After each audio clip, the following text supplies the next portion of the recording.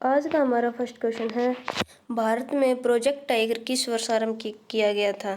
तो जो भारत में प्रोजेक्ट टाइगर की शुरुआत है वो हुई थी 1973 ईस्वी को।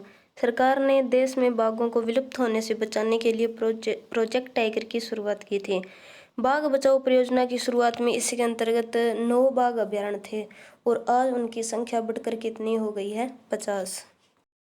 नेक्स्ट क्वेश्चन है, भारत का सबसे छोटा केंद्र शासित प्रदेश कौन सा है। तो भारत का जो सबसे छोटा केंद्र शासित प्रदेश है वो है लक्षद्वीप। आबादी और क्षेत्रफल के हिसाब से सबसे छोटा केंद्र शासित प्रदेश लक्षद्वीप है और यह अरब सागर में स्थित है। नेक्स्ट क्वेश्चन है, फीफा फुटबॉल के सर्वश्रेष्ठ गोलकीपर को कौन सा पुरस्कार दिया जाता है। तो जो फीफा फुटबॉल के सर्वश्रेष्ठ गोलकीपर हैं उन्हें गोल्डन दस्ताने दिए जाते हैं। फीफा फुटबॉल के सर्वश्रेष्ठ गोलकीपर को गोल्डन दस्ताने यानी ग्लोव का अवार्ड दिया जाता है।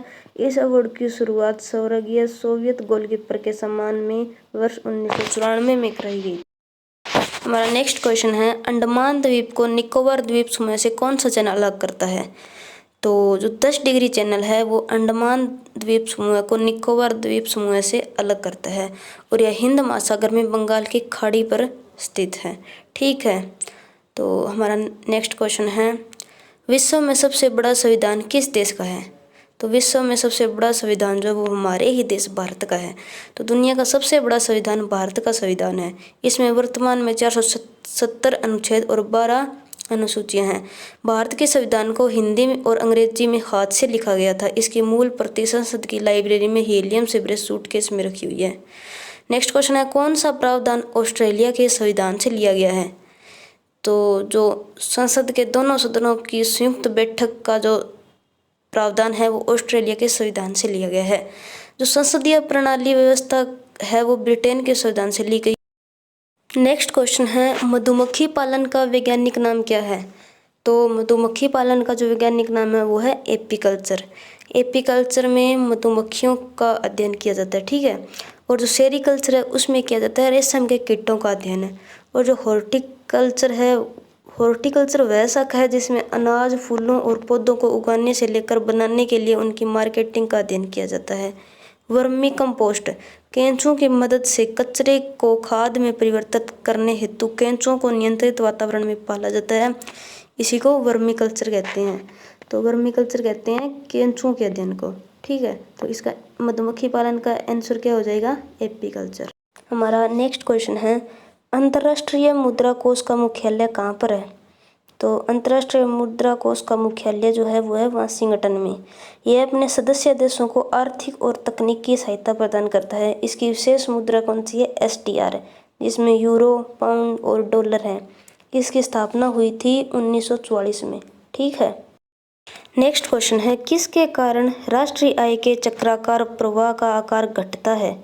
तो किसके कारण घटता है भाई, आयात के कारण।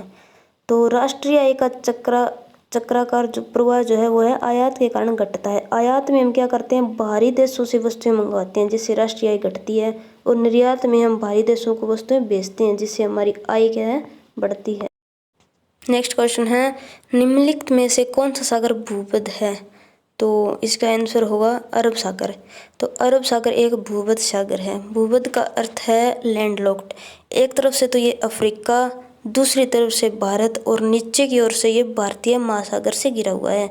तो पश्चिम में जो अदन की खाड़ी है वो अरब सागर को लाल सागर से जोड़ती है।